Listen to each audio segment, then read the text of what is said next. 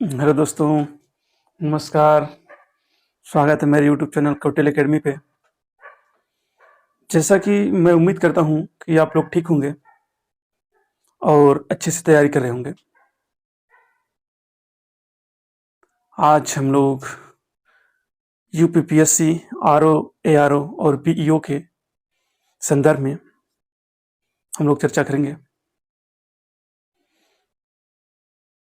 जैसा कि आप लोग किसी एग्जामिनेशन की तैयारी की बात करते हैं तो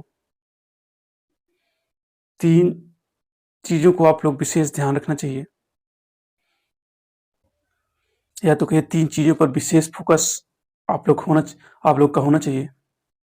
जैसे 3 चीज़ें कौन-कौन सी हैं, जिस पे हम लोग का विशेष फ़ोकस होना चाहिए? उसमें तो पहली चीज़ है, क्या पढ़ना है? क्या है? क्या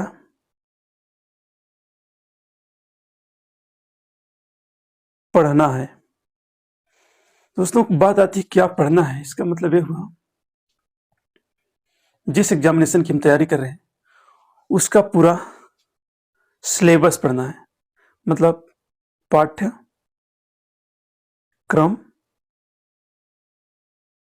पढ़ना है। रही दूसरी बात यह है कि कितना पढ़ना है, कितना पढ़ना है। दोस्तों, जब किसी एग्ज़ामिनेशन की हम तैयारी करते हैं, तो कुछ चीज़ों को विशेष ध्यान रखते हैं, जैसे क्या पढ़ना है? तो क्या पढ़ना है हमें? जिस एग्ज़ामिनेशन की तैयारी कर रहे हैं, उसका पूरा सिलेबस पढ़ना है। रही दूसरी बात, कितना पढ़ना है? कितना पढ़ने का अर्थ ये है कि इसके पहले कुछ उसके पेपर हर साल होते होंगे, तो विगत वर्षों में पूछे गए जो प्रश्न के आधार पर हम एक ट्रेंड को एनालिसिस करेंगे। एनालिसिस करते हुए ये पढ़ेंगे कि हमें कितनी गहराई तक पढ़ा जाए, ठीक है?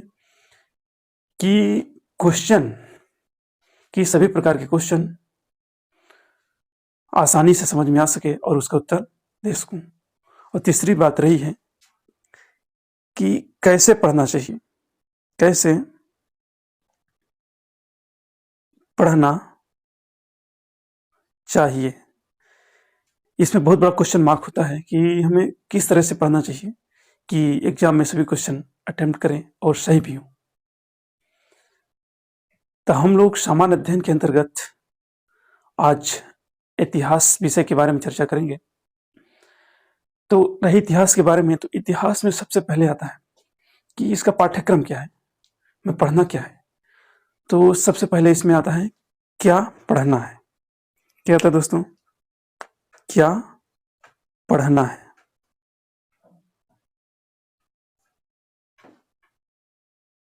क्या पढ़ना है? क्या पढ़ना है मतलब इसका सबसे बड़ा क्वेश्चन मार्क हुआ, हमें क्या पढ़ना है, सिलेबस के बारे में पता है नहीं। तो सिलेबस हम लोग देख लेते हैं।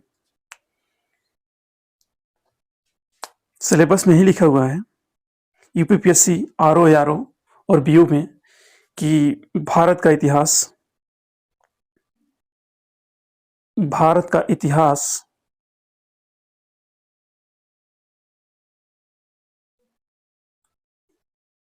और भारतीय राष्ट्रीय आंदोलन, भारतीय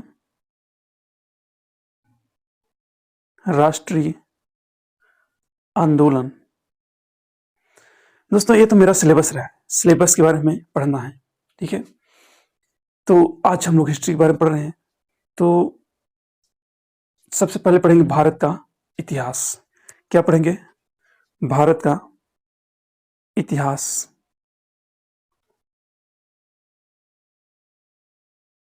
इतिहास अध्ययन की दृष्टि से भारत के इतिहास को 3 भागों में बांटकर पढ़ेंगे। जो भारत का इतिहास है, हम इसे 3 भागों में बांटकर पढ़ेंगे। इसमें पहला भाग आएगा प्राचीन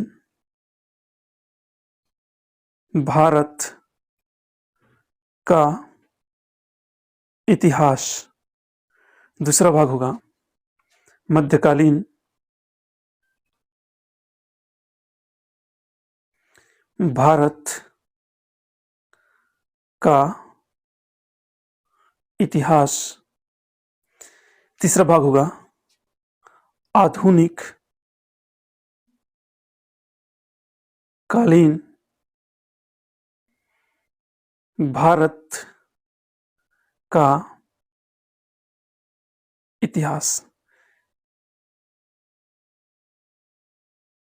दोस्तों, जो भारत का इतिहास है, हम इसको अध्ययन की दृष्टि से या कहें समझने की दृष्टि से इसे 3 भागों में बांटकर पढ़ेंगे। तो प्राचीन भारत के इतिहास में हम लोग क्या-क्या पढ़ेंगे, आइए पहले हम लोग देख लेते हैं।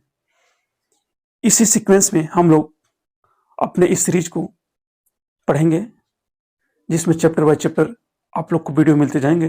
तो सबसे पहले प्राचीन भारत के इतिहास में हम लोग पढ़ेंगे प्रागैतिहासिक काल। क्या पढ़ेंगे? प्रागैतिहासिक काल। प्रागैतिहासिक काल। उसके बाद हम लोग पढ़ेंगे हड़प्पा सभ्यता। हड़प्पा सभ्यता। हड़प्पा सभ्यता के बारे में हम लोग जानने की कोशिश करेंगे कि जो हमारी आज की संस्कृति है कितनी पुरानी है, इसका विकास कहाँ से हुआ, कितना हुआ, आज जो हम लोग मुकाम पे खड़े हैं कितनी इसी संस्कृति की देन है। उसके बाद हम लोग और आगे बढ़ते हैं और यहाँ पढ़ेंगे वैदिक संस्कृति। वैदिक संस्कृति। क्या पढ़ेंगे दोस्तों? वैदिक संस्कृति।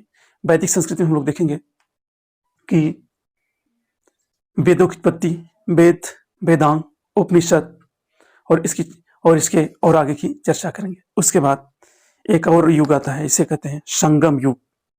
क्या कहते हैं? संगम युग की चर्चा करेंगे। संगम युग। संगम युग दोस्तों, जिस तरह से बौद्ध और जैन धर्मों में संगीतियां होती थी या सम्मेलन होते थे, उसी तरह से दक्षिण भारत के इतिहास में कुछ संगीतियां सम्मेलन हुए जिसे हम संगम युग के नाम से जानते हैं। उसके बाद हम लोग पढ़ेंगे इसी प्राचीन भारत के इतिहास में ही द्वितीय नगरीय क्रांति। क्या पढ़ेंगे दोस्तों? द्वितीय नगरीय क्रांति एवं मगध का उत्कर्ष। मगध का उत्कर्ष। तो इसमें हड़प्पा सभ्यता को प्रथम नगरीय क्रांति भी कहा जाता है। तो द्वितीय नगरीय क्रांति वैदिक युग के बाद का काल है और इसी काल के बाद मगध एक साम्राज्य बनकर उभरता है, उसी को कहते हैं मगध का उत्कर्ष। उसके बाद हम लोग पढ़ेंगे मौर्य साम्राज्य। क्या पढ़ेंगे? मौर्य साम्राज्य। मौर्य साम्राज्य में चंद्रगुप्त मौर्य, बिंदुसार, अशोक आदि शासकों के बारे में हम लोग पढ़ेंगे और उसकी धार्मिक, राजनीतिक आदि विशेषताओं को पढ़ेंगे। मौर्य काल के बाद एक युग आता है मौर्योत्तर युग, या फिर कहेंगे मौर्योत्तर काल। मौर्योत्तर काल। उसके बाद हम लोग पढ़ेंगे गुप्त काल। क्या पढ़ेंगे? गुप्त काल। गुप्त काल में हम लोग पढ़ेंगे जिस तरह से चंद्रगुप्त सेकंड को कहते हैं विक्रमादित्य, और उसी तरह से पढ़ेंगे गुप्तोत्तर काल। क्या पढ़ेंगे? गुप्तोत्तर काल। इसके बाद इसमें कुछ और चैप्टर रह जाते हैं जिसको हम लोग पढ़ेंगे, जैसे विदेशी आक्रमण। विदेशी आक्रमण।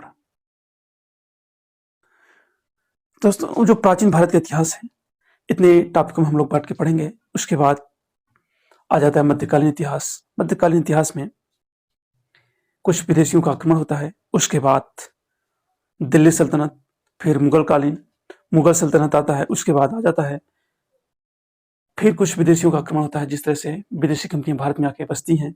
उसके बाद फिर आधुनिक कालीन में 1857 का विद्रोह, आज तमाम घटनाओं के बारे में पढ़ेंगे। प्रागैतिहासिक काल।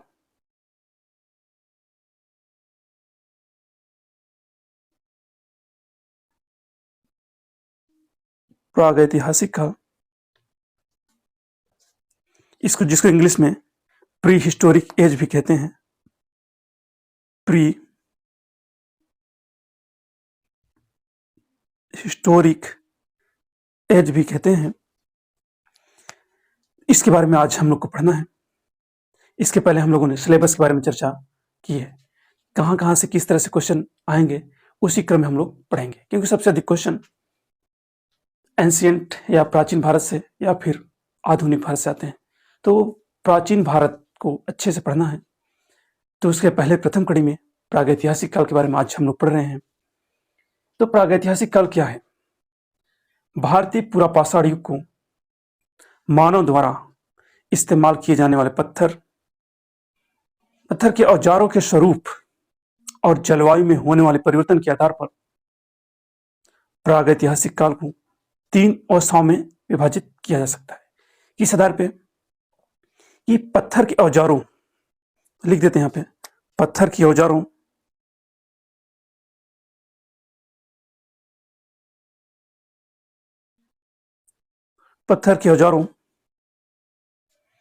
और उसके स्वरूप के आधार पर और उसके स्वरूप एवं जलवायु में होने वाले परिवर्तन के आधार पर एवं जलवायु में होने वाले परिवर्तन के आधार पर हम इसे 3 भागों में बांटकर पढ़ेंगे, जिसे अच्छे से हमें समझ में आ सके। तो सबसे पहले हम इसका क्लासिफाइड करते हैं 3 भागों में बांटकर। तो पहला भाग होगा पूरा पाषाण काल। क्या होगा? पूरा पाषाण काल, जिसे इंग्लिश में पैलियोलिथिक एज भी कहते हैं। क्या कहते हैं दोस्तों? पैलियोलिथिक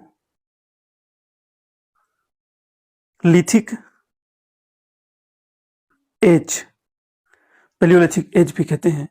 इसका दूसरा भाग होगा मध्य पाषाण काल। क्या होगा दोस्तों? मध्य पाषाण काल, जिसे इंग्लिश में हम लोग मेसोलिथिक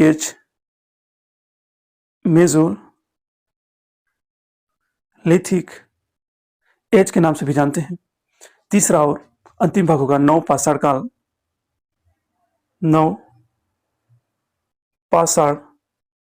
काल, जिसे इंग्लिश में न्यूलिथिक एज भी कहते हैं।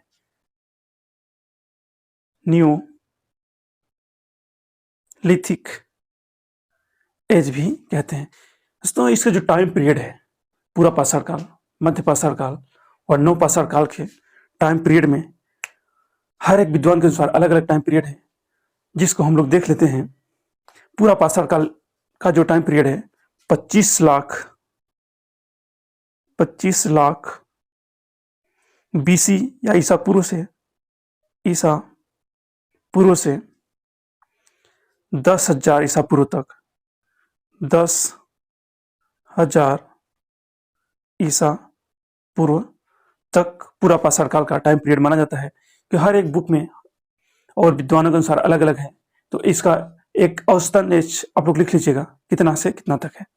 जो मध्य पाषाण काल है या मेसोलिथिक एज है, इसका टाइम पीरियड 8,000 बीसी से लेकर 4,000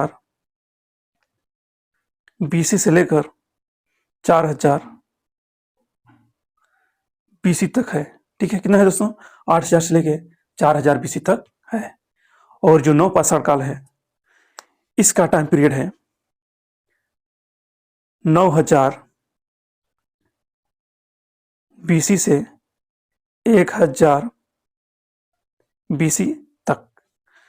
तो जो पूरा पाषाण काल है, पुनः इसको 3 भागों में बांटकर हम लोग पढ़ेंगे, जिसे और अच्छे से समझ में आ सके। तो इसका पहला भाग है पूरा पाषाण काल। क्या है? पूरा पाषाण काल। इसको इंग्लिश में अगर देखें लोअर पैलियोलिथिक एज, इंग्लिश में जान देते हैं। जो इसका टाइम पीरियड है 25 लाख लाख BC से 9 लाख BC तक, ठीक है। ये इसी का विभाजन है पूरा पाषाण काल का। और दूसरा जो विभाजन है मध्य पूरा पाषाण काल है। क्या दोस्तों?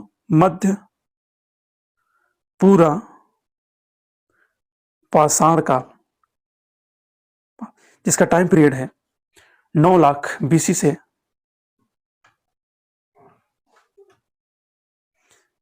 40,000 BC तक। और तीसरा है, उसे कहते हैं उच्च पूरा पाषाण काल। उच्च पूरा पाषाण काल, जिसका टाइम पीरियड है 40,000 BC से 40,000 BC से 10,000 BC तक। जो प्रागैतिहासिक काल का विभाजन है, इस तरह से हम लोगों ने देखा कि पत्थरों के औजार और उसके स्वरूप एवं जलवायु में होने वाले परिवर्तन के आधार पर प्रागैतिहासिक काल को 3 भागों में बांटा गया। कौन कौन से हैं? पूरा पाषाण काल, मध्य पाषाण काल एवं नव पाषाण काल, जिसका टाइम पीरियड है पूरा पाषाण काल का 25 लाख BC से 10,000 BC तक हुआ। मध्य पाषाण काल का टाइम पीरियड है 8,000 BC से 4,000 BC तक। नव पाषाण काल का टाइम पीरियड है 9,000 BC से 1,000 BC तक। तो पूरा पाषाण काल है, इसको मैंने 3 भागों में बांटकर देखा। कौन कौन से? पूरा पाषाण काल, मध्य पूरा पाषाण काल और उच्च पूरा पाषाण काल। तो इसके अगर दोस्तों ये वीडियो आप लोग को पसंद आया हो तो इसको लाइक, शेयर और सब्सक्राइब जरूर करें। इसके बाद देखते हैं इसके नेक्स्ट वीडियो में आप लोग से मिलते हैं, क्योंकि वीडियो चैप्टर बड़ा है, इसको 2 से 3 वीडियो में कवर करेंगे। तो पहला वीडियो था, मिलते हैं नेक्स्ट वीडियो में। के लिए थैंक यू।